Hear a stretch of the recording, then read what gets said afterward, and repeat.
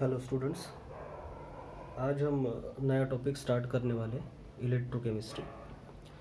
अब इलेक्ट्रोकेमिस्ट्री का मतलब क्या है वो समझते हैं पहले। Electrochemistry is this study of production of electricity from energy released during spontaneous chemical reaction and use of electrical energy to bring about non-spontaneous chemical transformation। अब ये डेफिनेशन देखते टाइम में हमें थोड़ा कॉम्प्लिकेटेड लगता है कि एग्जैक्टली है क्या। अब इस डेफिनेशन को दो हिस्सों में डिवाइड कर लेते हैं। तो पहला जो हिस्सा है वो बात करता है कि study of production of electricity from energy release during spontaneous chemical reaction. इसको इम्पोर्टेंस देना है। स्पॉन्टेनियस केमिकल रिएक्शन मतलब जो रिएक्शन नेचुरली होती है, जिसको कोई भी एक्सटर्नल असिस्टेंस की ज़रूरत नहीं है। तो कोई भी अगर एक रिएक्शन हो रही है और उस रिएक्शन के दौरान अगर इलेक्ट्रॉन का ट्रांसफ़र हो रहा है तो उस टाइम पे इलेक्ट्रॉन फ्लो होगा। इलेक्ट्रॉन फ्लो होगा तो इलेक्ट्रिसिटी का जनरेशन हो सकता है अगर हम उसको इलेक्ट्रिकल सर्किट में डालें तो उसका स्टडी वो भी इलेक्ट्रोकेमिस्ट्री के अंडर में आता है। दूसरा पार्ट दैट इज़ कोई अगर रिएक्शन है जो कि नॉन स्पॉन्टेनियस है। नॉन स्पॉन्टेनियस मतलब वो नेचुरली होती नहीं है। अगर नेचुरली होती नहीं है और उस रिएक्शन को फिर भी अगर करवाना है तो हमें एक्सटर्नल असिस्टेंस की ज़रूरत पड़ेगी। बाहर से कुछ फोर्स हमें देना पड़ेगा, बाहर से कुछ एनर्जी हमें देनी पड़ेगी ताकि वो रिएक्शन हो पाए। जैसे एग्जांपल देखते हैं, हम बात करते हैं इस रिएक्शन की। दैट इज जिंक हमने लिया है, कॉपर के साथ उसकी रिएक्शन करवाई है Cu+2 जो कि एक्वेस सॉल्यूशन है। तो जिंक कॉपर को रिप्लेस करवा देता है। हमें पता है इलेक्ट्रोकेमिकल सीरीज में zinc is more reactive as compare to copper. तो जिंक कॉपर को डिस्प्लेस कर सकता है, ठीक है ना। तो ये बनेगा Zn+2 और मिलेगा Cu जो कि सॉलिड फॉर्म में, जो कि स्पॉन्टेनियस रिएक्शन, ये नेचुरली रिएक्शन होती है। लेकिन अगर इसी रिएक्शन को उल्टा करवाया जाए, कॉपर सॉलिड फॉर्म में लिया जाए, जिंक लिया जाए एक्वेस सॉल्यूशन में, तो जिंक को कॉपर डिस्प्लेस नहीं कर सकता। इसका मतलब ये रिएक्शन पॉसिबल नहीं हो पाएगी अंडर नेचुरल सर्कमस्टेंसेस। तो इस रिएक्शन को हम बोलेंगे नॉन स्पॉन्टेनियस रिएक्शन। इसको हम अलग तरीके से इस तरीके से देखें कि मान लीजिए हमारे पास एक कंटेनर है, कंटेनर में कॉपर सल्फेट का सोल्यूशन है।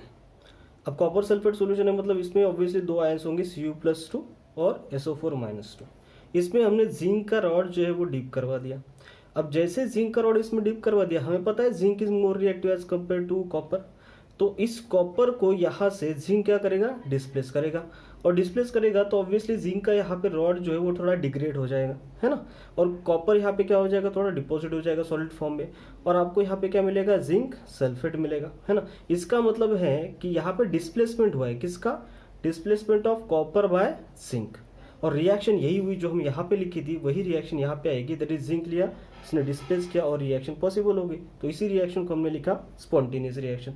अब इस रिएक्शन के दौरान इलेक्ट्रॉन का फ्लो होगा, इसको हमने इलेक्ट्रिकल सर्किट में डाला तो यहाँ पे इलेक्ट्रिसिटी का जनरेशन होगा। लेकिन अगर हमने कंडीशन रिवर्स कर दी और यहाँ पे ले लिया हमने जिंक सल्फेट सोल्यूशन कंटेनर में, और यहाँ पे हमने डिप करवा दिया किसको, कॉपर रॉड को। Since copper is less reactive as compare to zinc, तो कॉपर जिंक को डिस्प्लेस नहीं कर पाएगा और यहाँ पे कॉपर वैसे का वैसे रहेगा। यहाँ पे कोई कॉपर रॉड का डिग्रेडेशन नहीं होगा और कोई कॉपर सल्फेट यहाँ पे नहीं बनेगा। इसका मतलब वहाँ पे कोई डिस्प्लेसमेंट नहीं हुआ, है ना, by of zinc by copper. तो इसका मतलब यहाँ पे ये जो रिएक्शन है दैट इज कॉपर सॉलिड और जिंक की, ये पॉसिबल नहीं हो पाएगी अंडर नॉर्मल सर्कमस्टेंसेस। तो ये रिएक्शन क्या होगी, नॉन स्पॉन्टेनियस रिएक्शन होगी। मान लो इस रिएक्शन को हमें फिर भी करवाना है तो वहाँ पे हमारा इंपॉर्टेंस आएगा किसका, इलेक्ट्रोकेमिस्ट्री का। इस रिएक्शन को अगर फिर भी हमें करवाना होगा तो हमें इलेक्ट्रिकल एनर्जी की ज़रूरत पड़ेगी। तो हम अगर बाहर से कोई एनर्जी दे दे, जैसे कि मैंने यहाँ पे लिखा है कि अगर कोई एक्सटर्नल एनर्जी बाहर से दे दे, जैसे कि इलेक्ट्रिकल एनर्जी यहाँ पे हमने सप्लाई कर दी, तो ये भी रिएक्शन पॉसिबल हो पाएगी, नॉन स्पॉन्टेनियस रिएक्शन भी पॉसिबल हो पाएगी। तो उसका जो स्टडी है वो भी किसके अंडर में आता है, इलेक्ट्रोकेमिस्ट्री के अंडर में आता है। इसलिए इसको दो पार्ट में हमने डिवाइड करवा दिया, एक तो नॉर्मल इलेक्ट्रिसिटी जनरेशन वाला और दूसरा नॉन स्पॉन्टेनियस रिएक्शन को करवाने के लिए with the help of electrical energy. अब ये इलेक्ट्रोकेमिस्ट्री का डेफिनेशन हो गया, इसका मीनिंग हमने समझ लिया। अब इस पूरे टॉपिक में, ये पूरे जो चैप्टर है उसमें जो अलग अलग छोटे छोटे जो पार्ट है, टॉपिक है, वो क्या क्या है वो देखते हैं। उसमें हम देखेंगे सबसे पहले इलेक्ट्रोकेमिकल सेल्स, उसके अंदर में डैनियल सेल आएगा, गैल्वेनिक सेल्स आएंगे, है ना, इलेक्ट्रोकेमिकल सेल के अंडर में। उसके बाद हम देखेंगे इलेक्ट्रोड का पोटेंशियल क्या होता है, उसका मेजरमेंट कैसे करवाना है। नर्स्ट इक्वेशन आएगा, बहुत इंपॉर्टेंट है एग्जाम पॉइंट ऑफ केस से। गिब्स फ्री एनर्जी ऑलरेडी हमने थर्मोडायनेमिक्स में पढ़ा था, उसका रिलेशन देखेंगे किसके साथ, ईएमएफ ऑफ सेल।